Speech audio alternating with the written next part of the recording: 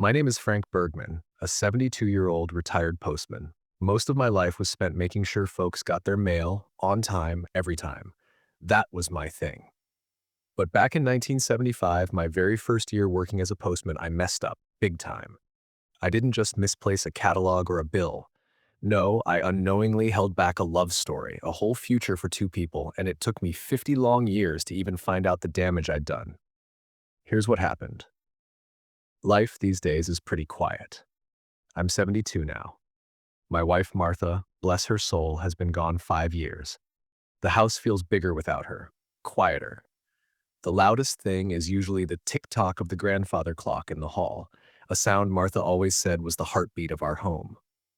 I fill my days with routine, morning paper, a walk if my hip isn't acting up, tending to Martha's roses, though they never look quite as good as when she fussed over them. It was on one of those too quiet Tuesday afternoons, with a sky the color of a dull penny, that I decided to finally tackle the attic. Martha had been on at me for years about it, but you know how it is. Out of sight, out of mind.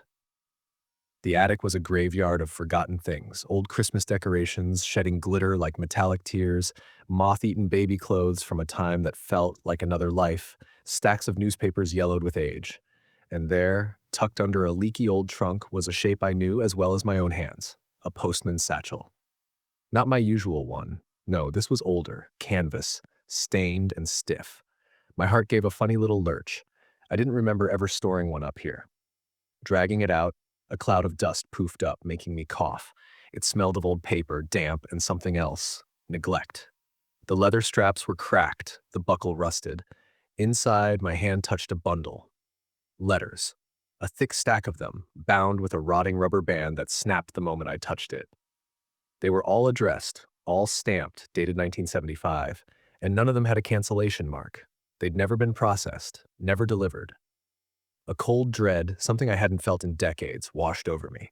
I sank onto an old crate, the letters fanned out on my knees.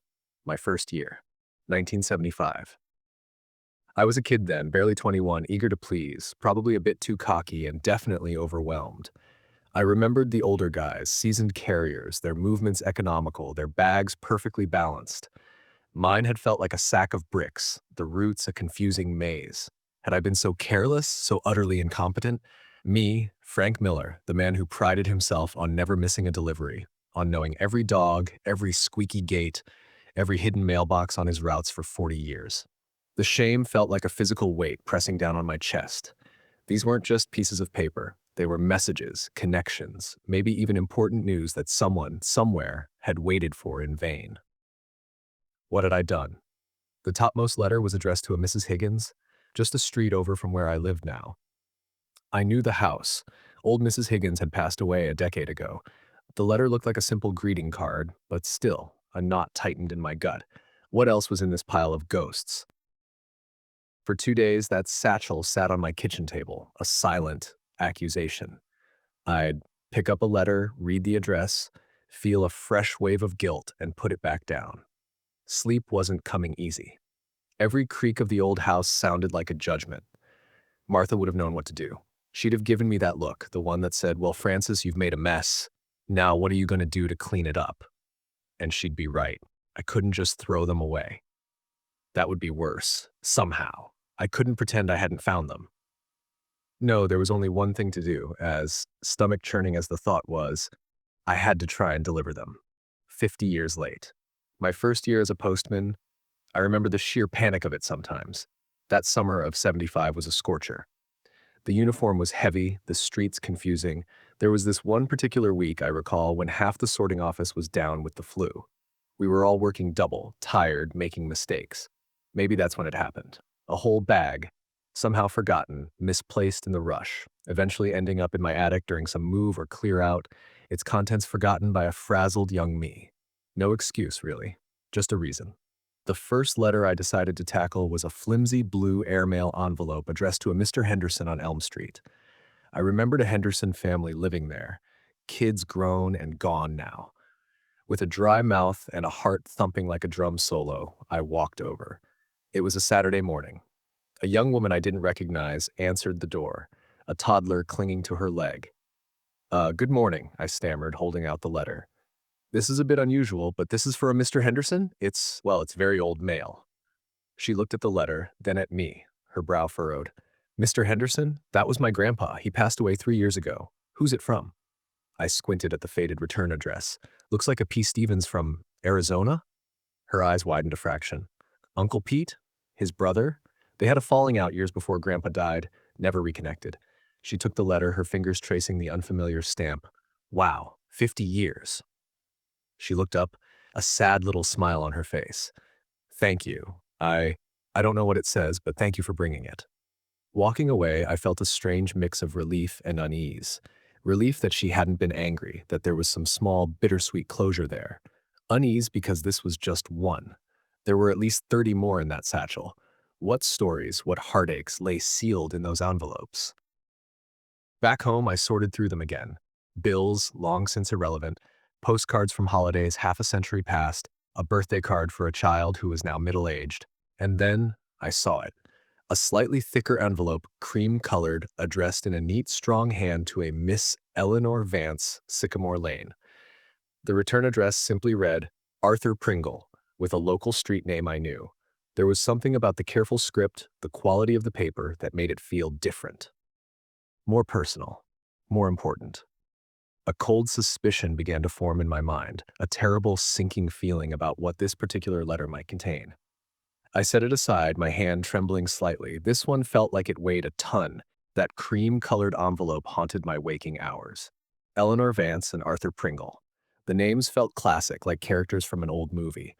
I'm not much for computers, but my neighbor's kid, young Tom, is a whiz. After some awkward explaining, he helped me do a little digging online. We found an old engagement announcement in the digital archives of the local paper. Eleanor Vance to marry Mr. Gerald Ainsworth, 1977. Not Arthur Pringle. My stomach sank. 2 years after that letter was supposed to arrive. Then another search. Eleanor Ainsworth, widowed. Arthur Pringle, also widowed, still living in the next town over. The pieces clicked into place with a grim certainty. A proposal. It had to be a proposal. A life-altering question asked, an answer never received, a path not taken. All because of a rookie postman's mistake. My mistake. The weight of that realization was nearly unbearable. Before I could face that one, I needed to feel like I could do something right. I picked out another letter, this one addressed to a Mrs. Clara Jenkins. It looked like a chatty letter from a friend. I found a Clara Jenkins listed, still in the same neighborhood. This delivery went better.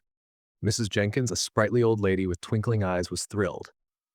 "Oh, my heavens," she exclaimed, recognizing the handwriting on the envelope. "This is from Betsy, my dearest friend from high school. We lost touch after she moved to California. I always wondered." Her eyes welled up as she read it, chuckling at some shared memory. 50 years dissolved in an instant. She gave me a hug and a slice of apple pie. For a little while, walking home with the smell of cinnamon on my coat, I felt a glimmer of hope. Maybe this journey wasn't just about dredging up old hurts. Maybe there was good to be done too. But the thought of Eleanor and Arthur and that unopened cream envelope quickly overshadowed the small victory. The weather had turned, a persistent gray drizzle matching my mood. It was as if the sky itself was weeping for those lost years. I imagined Eleanor, young and hopeful, waiting for a letter that never came. I pictured Arthur, his heart full of anticipation, wondering why she never replied. Did he think she didn't care? Did his love curdle into resentment or just fade into sad acceptance? I found Eleanor Ainsworth's address, a neat little cottage with a well-tended garden, roses climbing the trellis Martha would have approved. My hand, holding that 50-year-old letter, was shaking so much I almost dropped it. I took a deep breath, trying to channel some of Martha's quiet strength, and walked up the garden path. This was it. There was no turning back now. Meanwhile, in her sun-dappled kitchen, Eleanor Ainsworth was humming softly as she arranged a fresh bouquet of yellow roses in a crystal vase. 70 years old now, with a kind smile and eyes that held a lifetime of quiet joys and gentle sorrows, she moved with a graceful efficiency. Her husband Gerald had been gone for nearly a decade. Their life together had been good, steady, filled with the comfortable rhythms of a shared journey. They'd had children, grandchildren who now filled her home with laughter on weekends. Yet, sometimes, in the quiet moments like this one, with the scent of roses filling the air, A faint, almost forgotten melody from her youth would drift through her mind. A boy named Arthur. Arthur Pringle. He'd had such earnest eyes and a way of talking about books that made her feel like he understood the stories hidden in her own heart.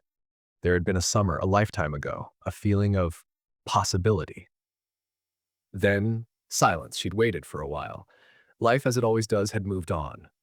Gerald had been kind, a good man. She'd built a happy life. But the ghost of that youthful what-if sometimes whispered at the edges of her memory, faint and bittersweet. My knock on her door was hesitant. When she opened it, her smile was welcoming, if a little curious. She looked like her garden, peaceful, well-tended. "Mrs. Ainsworth? Eleanor Ainsworth?" I asked, my voice hoarser than I intended. "Yes, that's me," she replied, her eyes kind. The words caught in my throat. How do you even begin to explain something like this? "My name is Frank Miller. I'm a retired postman." I held out the cream-colored envelope. I have a letter for you. Or rather, it was for Miss Eleanor Vance. It's very old, from 1975.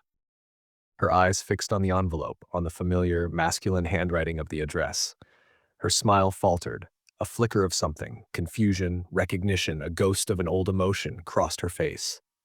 She took the letter slowly, her fingers brushing against mine. They were cold. "From 1975?" she whispered, looking from the letter to me, then back to the letter. She saw the return address. "Arthur Pringle." Her breath hitched. I tried to explain, my words tumbling out in a clumsy rush. The attic, the satchel, my first year, the terrible mistake. She listened silently, her expression unreadable. The air in her tidy hallway grew thick with unspoken things, with the weight of 50 years condensed into this single, impossible moment. When I finished, there was a long pause. She didn't rage, didn't cry. She just stood there, clutching the letter to her chest as if it were a fragile bird. I don't know what to say," she said finally, her voice barely audible. "Arthur." She looked down at the letter again, then up at me, her eyes searching mine. "Perhaps you should go. I I need to be alone with this." I nodded, a fresh wave of guilt washing over me. Had I just dropped a bomb into this woman's peaceful life? "I'm so sorry," I mumbled, backing away. "Truly, I am." She gave a small, almost imperceptible nod and then gently closed the door. I stood on her porch for a moment, the scent of her roses suddenly cloying, feeling like the worst kind of meddler. I delivered the letter, yes, but what had I unleashed? I walked back to my car, the silence from her house heavier than any spoken rebuke. Eleanor was left inside, staring at a 50-year-old message from a past she thought was long buried. Leaving Eleanor Ainsworth's house, I felt a knot in my stomach tighter than any I'd known. It wasn't enough to just deliver the letter to her. Arthur Pringle deserved to know too. He'd sent it, after all. He'd waited. He had a right to understand why his life might have taken a different turn. The thought of facing him was daunting. What if he was bitter? Angry? What if I just reopened old wounds for nothing? Tom, my tech-savvy young neighbor, helped me again. Arthur Pringle wasn't hard to find. He lived in Oak Haven, the next town over, still in the same small house listed in an old phone directory Tom found online. It was a modest place, a bit weathered, but with a porch swing that looked like it had seen many seasons. Before I drove to Oak Haven, I had one more local letter to deliver. It was addressed to a Mr. Peterson. I found his son living in the old family home. The letter, it turned out, was from the bank, a final notice for an overdue payment on a loan his father had taken out. The son, a man in his late 50s, just shook his head. "Dad scrambled to pay that off," he said, a touch of old stress in his voice. "Thought it was going to ruin him. He worried himself sick for weeks, thinking the bank had lost his payment and that they'd come after the house. Knowing this letter just sat undelivered, well, it doesn't change anything now, but it sure would have saved him some sleepless nights." It was another stark reminder. My mistake hadn't just been about lost connections, but real anxiety, real hardship. Meanwhile, Arthur Pringle, a retired librarian, often found himself in his garden, not tending flowers like Eleanor, but meticulously weeding his vegetable patch. At 73, he was a quiet man, his life ordered and calm, much like the Dewey Decimal System he'd navigated for 40 years.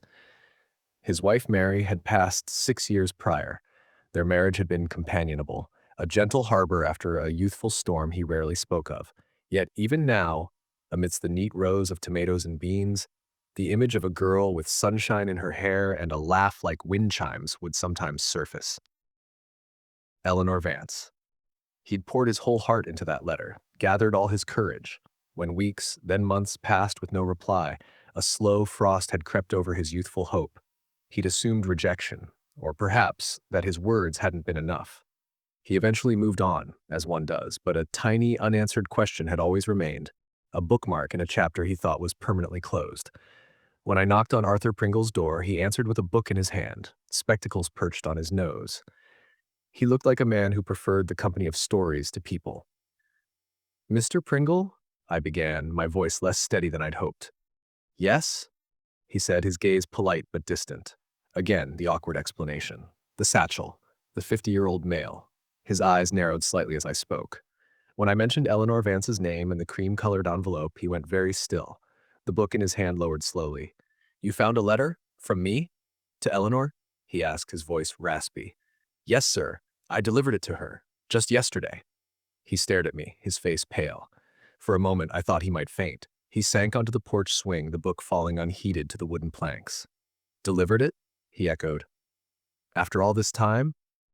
He looked out across his small yard, but I knew he wasn't seeing the carefully tended plants. He was seeing a ghost from half a century ago. "I asked her to marry me in that letter," he said, his voice barely a whisper, so quiet I had to lean in. "I loved her more than I've ever loved anyone. When she didn't reply, I thought—" He shook his head, a look of profound, ancient pain in his eyes. "All these years, I thought she hadn't wanted me." My own heart ached for him, for the decades of misunderstanding. "She only just received it, Mr. Pringle. Yesterday." He looked up at me then, a storm of emotions brewing in his gaze. Disbelief, dawning hope, confusion. "She has it now?" "Yes, sir." The silence stretched, thick with the weight of unspoken what-ifs. Then Arthur Pringle, the quiet librarian, looked at me with an intensity that was startling. "What did she say? How did she look?" The dam of his carefully constructed composure was cracking. The past was no longer past. It was sitting on Eleanor Ainsworth's coffee table, waiting to be fully read. As I drove home from Arthur Pringle's house, the weight of everything I had set into motion lingered in the air like a storm that hadn't quite broken. The unsettling quiet between Eleanor and Arthur, the months or years of silence were still hanging in the balance. I had given them their letters. Had I given them a second chance, or had I just opened old wounds? I couldn't be sure. Days passed, each one dragging along as I waited for something to shift. Every time the phone rang, my heart caught in my throat. Would it be Eleanor or Arthur or someone else, telling me what had happened next, or worse, that I'd made everything worse? I was drowning in a sea of uncertainty.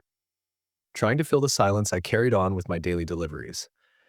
A few letters, mostly forgotten notices or cheerful postcards, brought no more than fleeting distractions. But it wasn't those I focused on. No, it was the big one, the unresolved one. The story that needed to find its ending, but was still lost in limbo. Martha's absence, too, was more tangible than usual. I missed the way she would have known what to say or how to comfort me. Her understanding would have been so steady, so sure. Every evening I sat in the kitchen talking to her empty chair, replaying my decisions over and over. "Did I do the right thing?" I asked her, as if she could answer back from the shadows. But silence was my only reply, except for the soft ticking of the grandfather clock, marking time that felt both unbearably slow and impossibly fast. I thought back to the time I'd forgotten our anniversary. I was wrapped up in work, stressed over a promotion. Martha hadn't said a word, but her disappointment had been a quiet presence in the house. When I finally realized my mistake, the guilt had nearly crippled me. I hadn't bought her a gift or even a card. I had nothing to give but an apology.